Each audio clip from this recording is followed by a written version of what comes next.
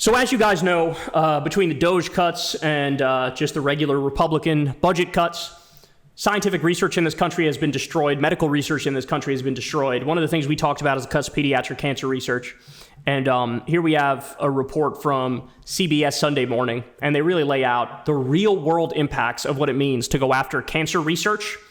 And I'll warn you in advance, this is tough to watch. Here we go. When you see some of the debates that are going on right now, and it relates to the National Cancer Institute and NIH.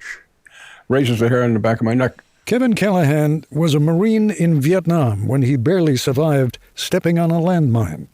Decades later, he was diagnosed with a killer disease, pancreatic cancer. Oh my goodness. First came surgery and chemo. Now he's part of a clinical trial, which is where Dr. Jaffe and her colleague, Dr. Neha Zaidi, come in. They were trying to develop a vaccine to prevent pancreatic cancer. From recurrent. That's Mrs. Callahan, Beth. She wasn't all that sure about the clinical trial at first, but Kevin couldn't stop thinking about all that had gone into it, getting chemotherapy as an approved treatment.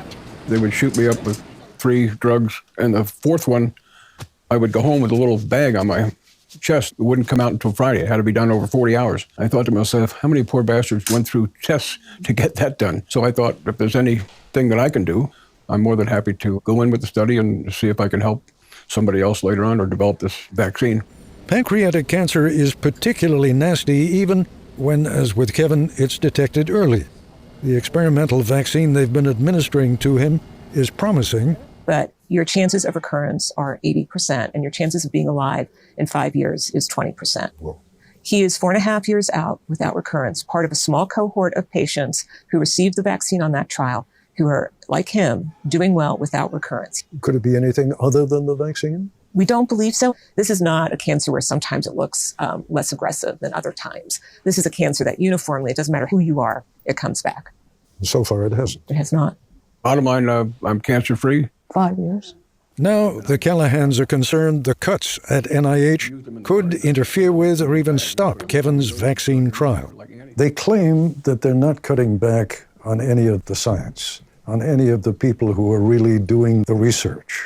I don't believe that for a minute. yeah. But if I say to you, is it worth the money that the American public is investing, the tax money? What price do you put on life?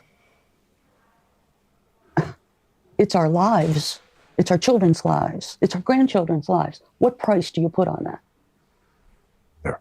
We're not just talking about cutting funding to individual research programs. We're talking about NIH, which is a gift that we have had in this country for decades. Why would we give that up as a country?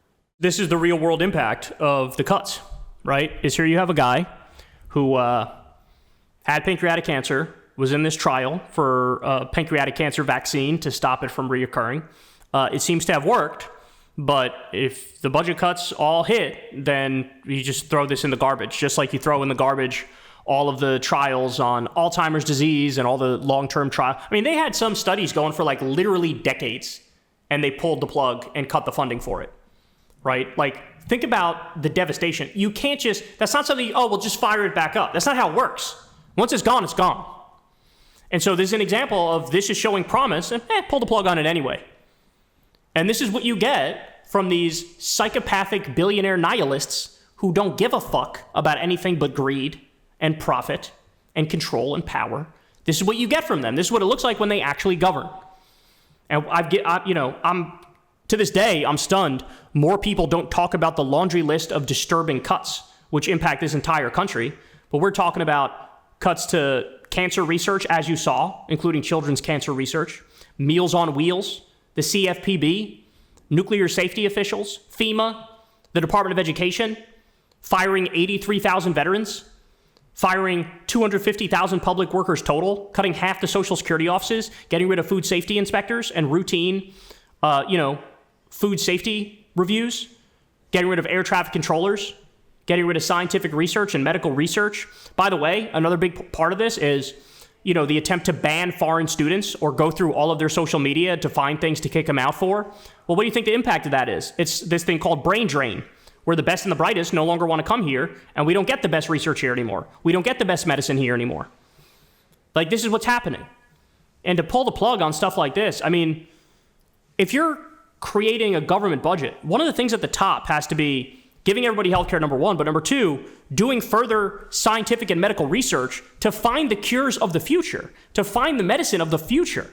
I mean, I don't know about you guys, but I've had the thought before many times. I am over the moon that I was born at a time where we learned about penicillin, we learned about antibiotics, that I used to get strep throat every other year as a kid. And like, imagine, it would have been a horrific endeavor if they didn't have amoxicillin and antibiotics. Who knows, would I've not survived a freaking strep throat infection, right? Like, and that's just one thing that was a major medical breakthrough. You could talk about vaccines, you could talk about other medicines, but now they're just saying, they're throwing their hands up and going, fuck it. Let's not do any more medical research. Let's not do any more scientific research. Let's not find the cures of the future. So, if you happen to have something where they don't have good treatment for it, sorry, you're assed out. You're going to die, right? And here we have an example of this thing is working, and they still want to pull the plug. I mean, they're literally anti-government extremists.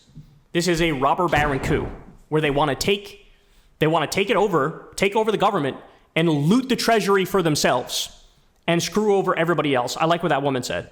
She said, how do you put a price on life, right? How do you? Well, we live in a country where medical bills are the number one cause of bankruptcy. We live in a country where millions of people are uninsured or underinsured, right? So we already have put that price on life. And now this is just the logical conclusion of that nihilistic, hyper-capitalist philosophy where all that matters is making a profit. All that matters is making a profit, super serving the billionaires, and planning for the future, coming up with better medicine, forget it. Because God forbid we have to invest $40 million in something that might not see a return for over a decade. Well, that's a bad investment in the moment because I got my capitalist hat on, and so I'm not going to do it. Criminals. All these people are criminals. All right, y'all. That's the show. I love y'all very much. You guys know the drill. Everybody, please click like, click subscribe. That helps out big time and costs you nothing at all. Thank you to everybody who supports the show on Patreon. Couldn't do it without you guys. That link's below if you'd like to give $2 a month or $5 a month. Remember, this is real independent media. I've never had a conversation with an advertiser. And go subscribe to the Corin's World YouTube channel. Deeply, deeply appreciate that. That would be awesome.